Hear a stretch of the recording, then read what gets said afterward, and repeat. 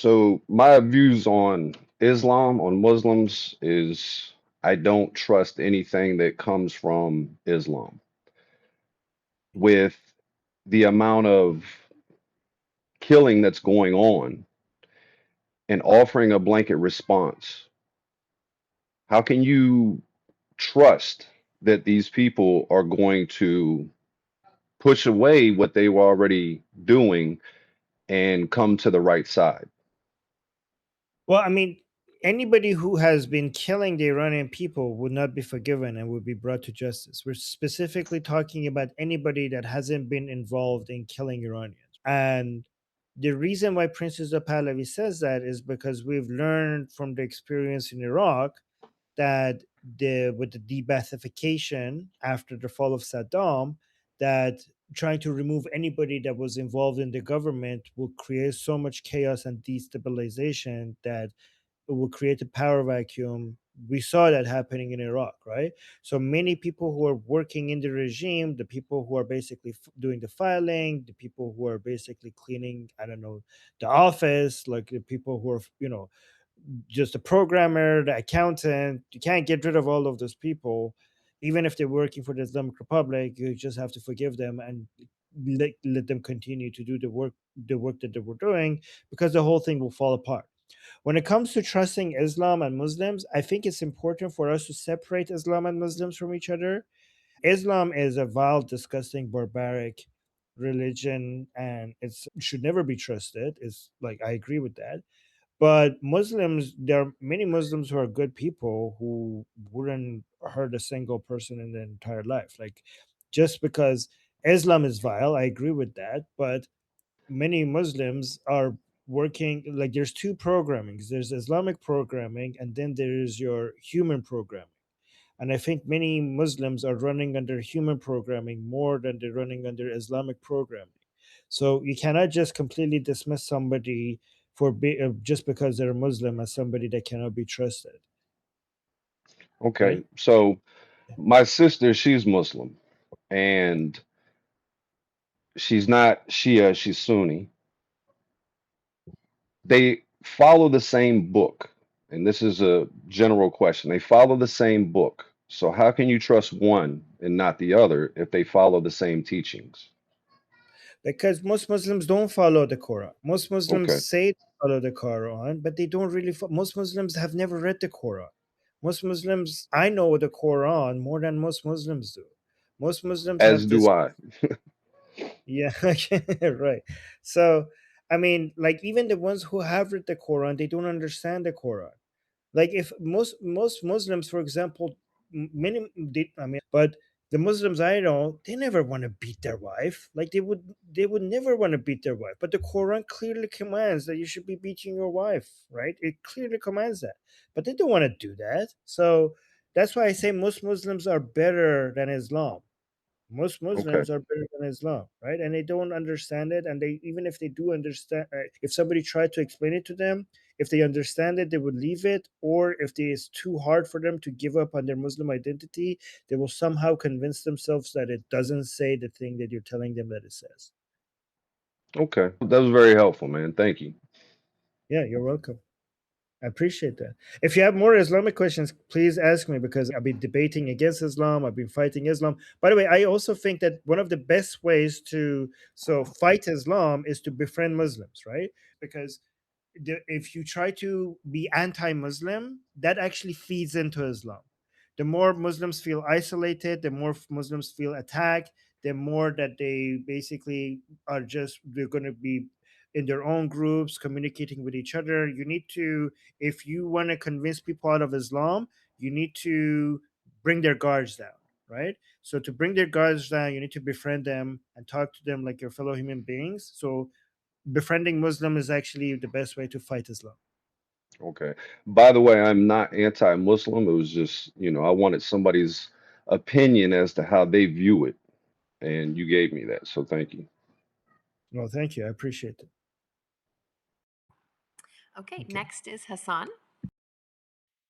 Hassan. Oh, which Hassan? Hello, can you hear me? Yes, my favorite Hassan. Okay, Gary. Oh, that's very kind of you, Armin.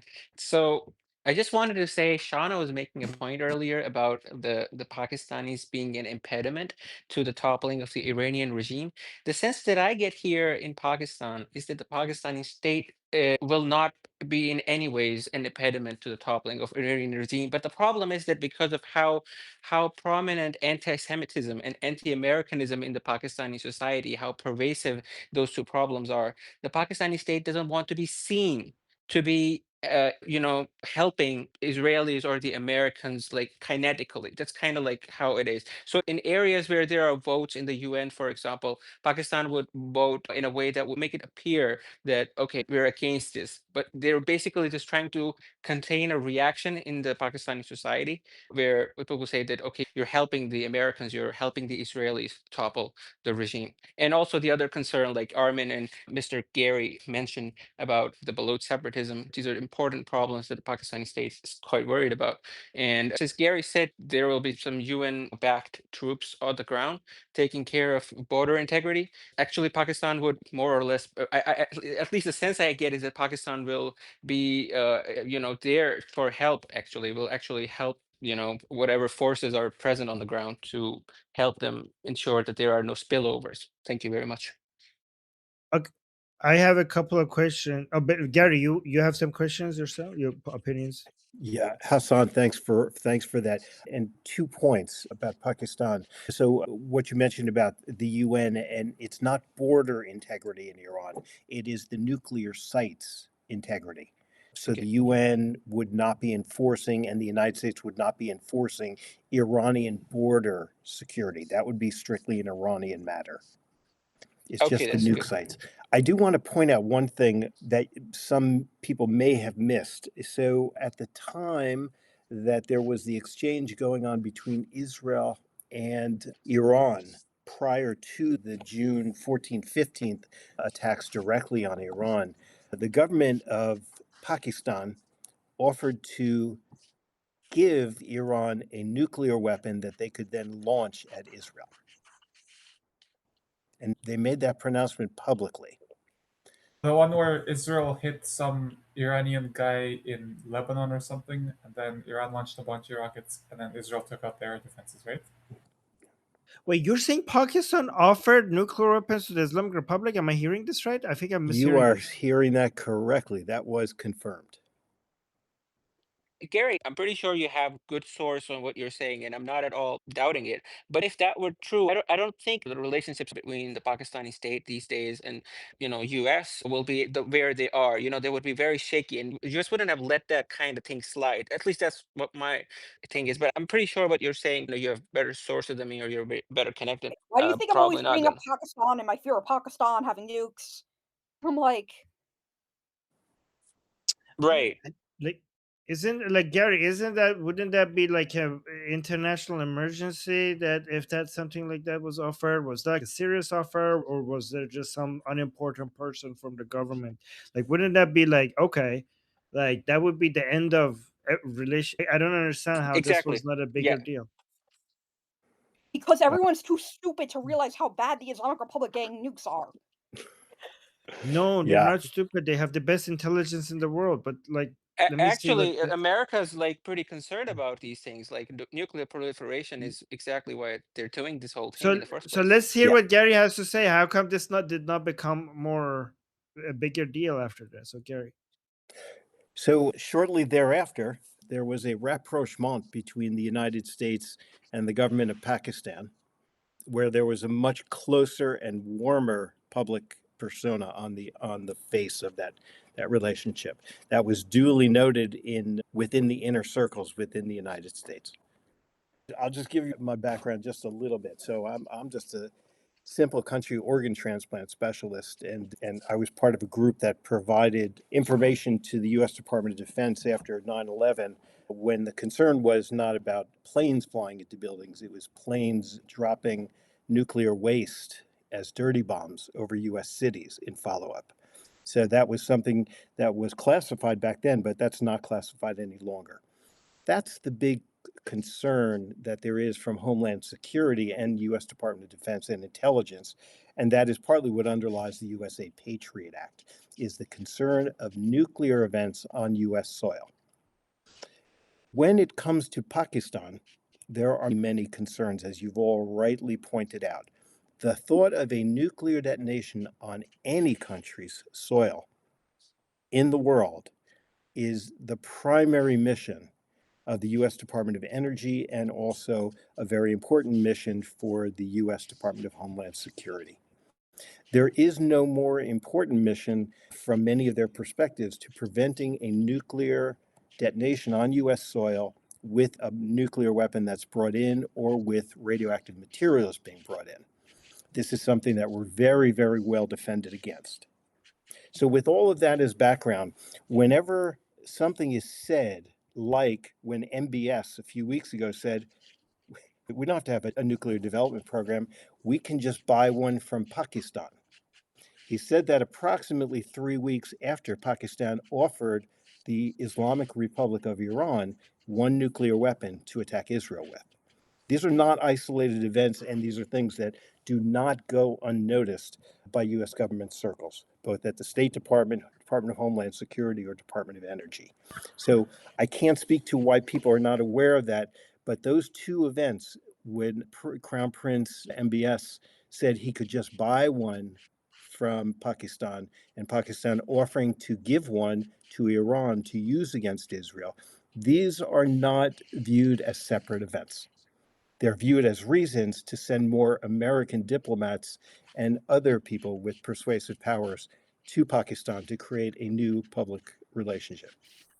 Gary, can you answer, please, sir? How on earth did they even get to go nuclear? I mean, we're worried about Iran, which we should be, but were they just flying under the radar? Like, did everybody just let this happen? No, the Americans Israel- gave them their nuclear capacity. We did. Wait, Israel wanted to bomb them at some point, but they were stopped. Who are we talking about now? The Pakistanis. Like I said, No, that's not correct. No, that's Pakistan not stole correct, that nuclear Susanna. technology from No. India, who developed it organically. Yeah. Oh, So organic. Pakistan gained nuclear weapons and nuclear technology directly from the Chinese, the Russians, and the final pieces were from North Korea, not from anything from the United States. And is it true that Israel at some point wanted to blow it up, and they were getting ready to go blow it up? I'm not familiar with that. But I'm sorry, my question is, who let it happen? Because the US did not let countries go nuclear if they don't want to. So who was in charge specifically? Well, so North Korea, I believe, has a lot of nuclear weapons, and nobody let them have it happen. It happened in the midst of frozen diplomacy between the United States, Russia, and China. The United States doesn't control everybody's behavior on the planet of Earth. When North Korea became a nuclear power, President Clinton and his predecessor and the person who came after him were very much read into the situation, but frozen diplomacy prevented definitive intervention. When it came to Pakistan, now you're talking about back in the early 1970s. I think it was around 70 or 72, somewhere in there. Somebody can correct me, though. But this was a very, very different situation. It was after that because, in 1971, we had a war with India, and at that point in time, we were not nuclear. When was it, Hassan? I'm sorry. I think it was we detonated a nuclear bomb. I think in the Washirs, it would be 1990s, sometime around 1990s. Yep. Oh, really? It was that late? Wow. How Yep. time flies. So it says in the early 1980s, Israel planned a preemptive airstrike on Pakistan's nuclear research facility to prevent the country from developing nuclear weapons. Israel approached India to collaborate on this mission, specifically requesting permission to use Indian airspaces for refueling. However, the plan was aborted because the Indian government refused to cooperate, fearing that such a strike would trigger a full-scale war or nuclear retaliation from Pakistan. Additionally, the US exerted diplomatic pressure to stop the operation. Susie is correct because Americans stopped the Israelis. They didn't give them the nuclear weapon, but they did stop the Israelis from stopping the Pakistanis from removing their nuclear weapons. So in that, I went to go look up what I was talking about. I was misremembering details about some yeah. crazy backstabbing that happened with the Pakistani ISI. Indirectly correct. Say Susanna, something just here. so you know, I'm sorry. the ISI's official emblem is the back of somebody with a knife going into it. So you're right on. You're spot on. Oh, dude, I mean, what they did in the Really? Bombay hotel attack and all that shit. We had a US asset turn against us. It's a whole thing. Let me stop. Yeah. Okay, we have Sorry. to put Can Susie I, is mostly right on the sleeve of the Armin enfolding shirt. Hey, wait, by the way, that's yeah. Okay. So, by the way, Gary, I just wanted to mention this. Can you explain this to me? Because what I'm reading, it says there's no evidence Pakistan offered a finished nuclear weapon to the Islamic Republic. However, Pakistan, specifically the AQ Khan network, did sell the Islamic Republic the critical technology, blueprints, and equipment centrifuge necessary to build one. that There was are very also far that back. was a very Sorry. far back. So it Yes. says I don't know. Maybe I'm asking Gemini. Gemini is saying there's no evidence that Pakistan offered a finished nuclear weapon to. Maybe you have I, information that is not public, Gary. I would never share information that's not public. Well, can you as if you send that to me, because that's a big deal. Like if you could send that to me, that would be like, or post it in the community tab. All right. All right. I'll do that. I'll do Before that. I know we've been staying here for a long time, but I'm just gonna ask one question from Hassan because I'm really glad he's here, and then I ask him, and then we'll move on. Sorry, BT. So Hassan, I have this thing with when it comes to discussing Pakistan, and I wanted your advice, right? So I keep talking about Pakistan as a shithole, like because of Islam, poverty, and inbreeding. But I also don't want to be insulting to all of our heroes in Pakistan, the secular activists, the ex Muslims, the atheists, and all the people in Pakistan with the proper value on our side. So like, how do I manage this? I mean, is this as somebody, like, what do you think? Because I think the Pakistan is a failed state. The government, at least, is a failed state, in my opinion, or becoming one at least. Armin, how And I can I also, shit on your country but respectfully? yeah, yeah. how could I shit on your how could I well, not, I mean, should I, how could I shit on at least at the government, at the military, and the Islamization, and the fact Right. that Right. Pakistan has been hit with the three curses of Islam, poverty, and inbreeding, without losing the amazing people from Pakistan who are on the right side?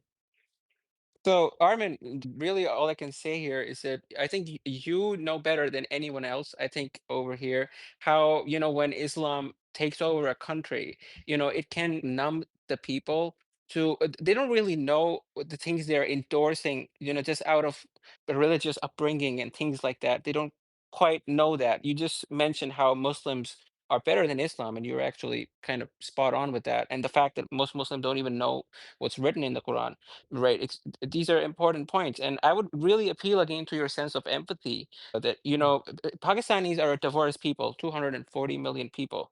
And Mm, yes, there is a breakdown in terms of how the economy is doing and, just a general society wide, like there is, it's an impoverished country. These things are all true. And it's a lot of it is to be blamed down to the fact that Islam has more or less like the people here, they have been made into anti-Semites and anti-Americanism. Also, I'm just going to say something. Part of the reason why Pakistan has such high levels of anti-Semitism and anti-Americanism is, I don't mean to say it like Iranians are responsible for it, but a lot of it came, yep. after from Yep. Iran itself. And I don't mean to, say in the sense that you guys are to No. blame for that. No, this is a regional problem. If you really look at it, it is essentially a regional problem. You'll see even in Turkey. Turkey has a lot of anti-Semitism, right? This is part of the reason why I'm cheering on the Iranian cause, because once you people have set an example of how a society moves forward when it's tied down by factors like especially Islam and it's just this top-down authoritarianism. Once you guys break that, it's going to set an example for the region to move forward. So I say that be empathetic and just generally approach this matter with But somewhat nuance. Sorry, finish and then because I have a problem, but trying to Yeah, do sure, that. sure. You can go ahead. Go ahead. You can say what you have to say. So my issue is, and you could correct me if I'm wrong, is that when it comes to Iran, it seems like the Iranian people have reached a level of understanding regarding the correct values, and that I don't see that in Pakistan or in Afghanistan.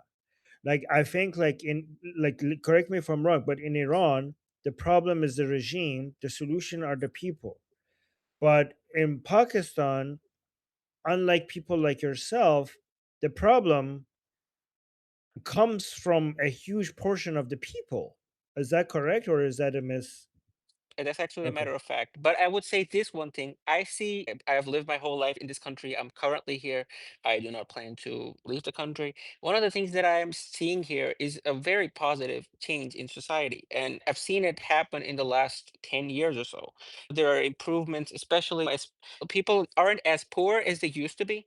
And that's had a huge impact on, some of the, more regressive thoughts. And right now, I think the most extreme people that inhabit Pakistan inhabit areas that border Afghanistan.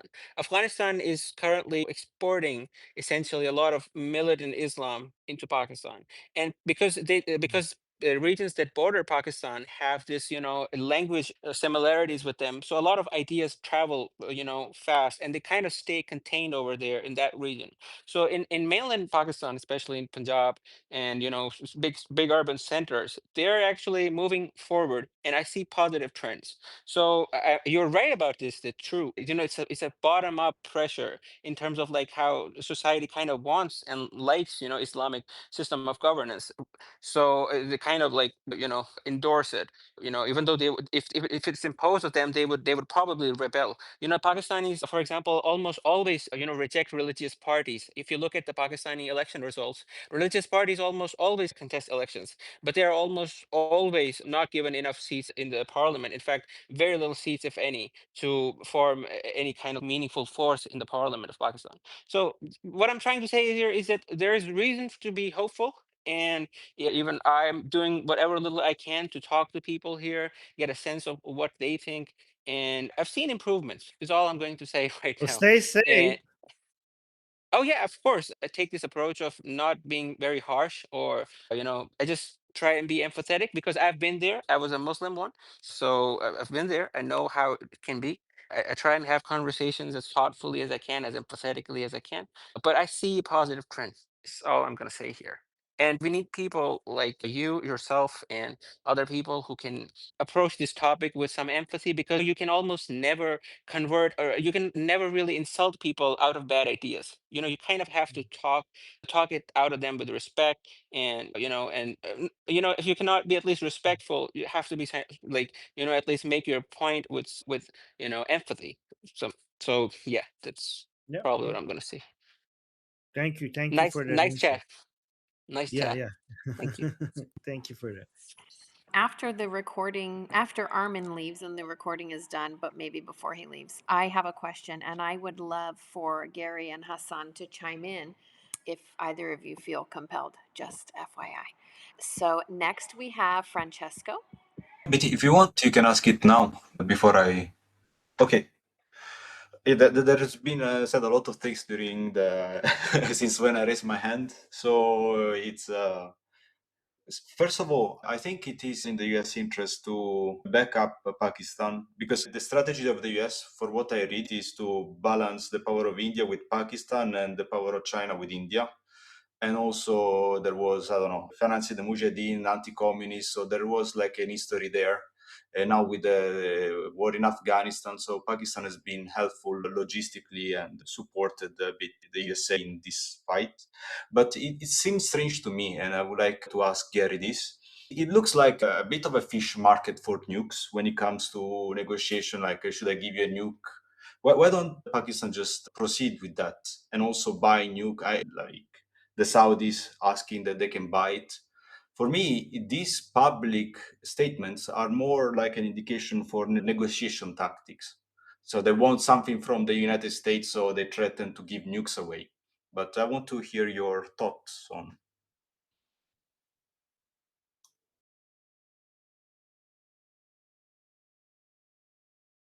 Gary? Yeah, I'm sorry. I think the IRGC was trying to keep me on mute. It's a great question that you pose. There are people who have killed people with their own bare hands, and there are people who have never done that. Then, when you look at the world, there are those countries that have nuclear weapons and those that don't have nuclear weapons. Fortunately, there are only a few countries that actually have nuclear weapons. I will tell you from personal experience about something called the Radiation Effects Research Foundation. I would urge you to look at it. It was created in the aftermath of Hiroshima and Nagasaki. And the people who survived, and there were many, many survivors after both attacks, the people that survived were followed longitudinally until death because of what the US Army did in conjunction with the Red Cross and other groups. Nuclear weapons and their use is not world ending. It is world altering, but it's not world ending. And weapons that size, like the 10 to 15 kilotons that you saw in Hiroshima and Nagasaki, those are very tiny in comparison to what exists out there.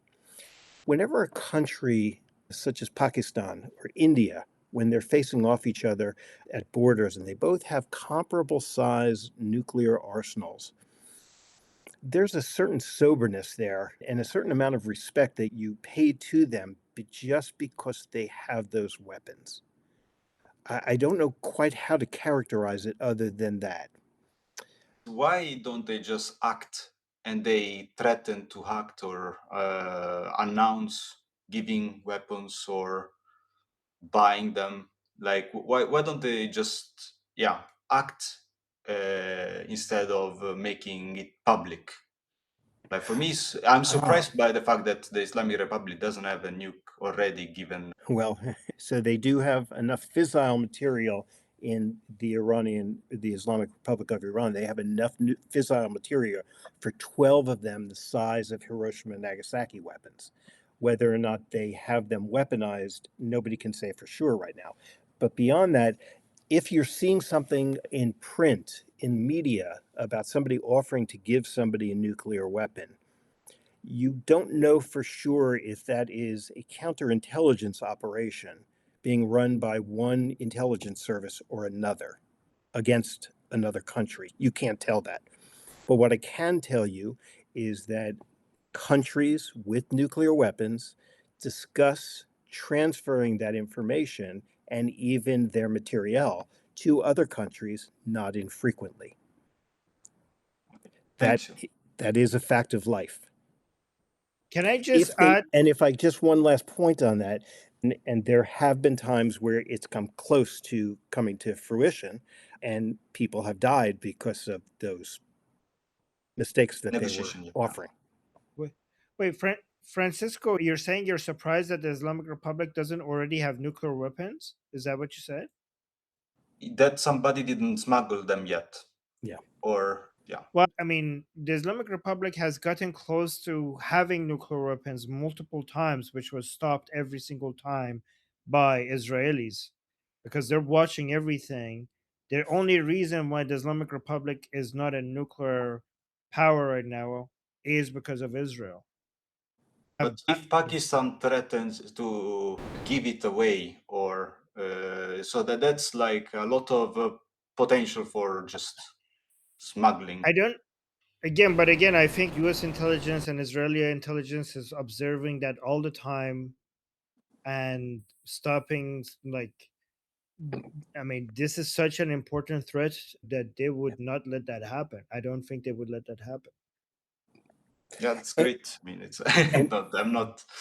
And just as a note of maybe a little bit of relief. So, any of you take a look at those pictures of Mars that come back from NASA and ESA? They're pretty remarkable, aren't they? Yeah, so the Mars Reconnaissance Orbiter was outfitted in conjunction between ESA and NASA, but mostly European Space Agency. The Royal Astronomy Academy, or Astronomical Academy in the UK, there are not many things that the UK does right anymore. But one thing they do right is in terms of intelligence and the ability to detect things from space.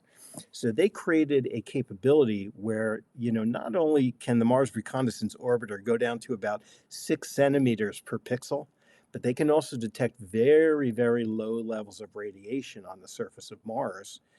And by extension, they can do the same on Earth. So you remember a few months ago when, I guess it was June, when there were those 30 or 35 Earth movers worth of big trucks backing up to all the major Iranian nuclear facilities? Every single one of those trucks was followed, and they knew exactly how much radiation was being emitted by each one of those trucks. It's very hard to hide radiation, That's especially when super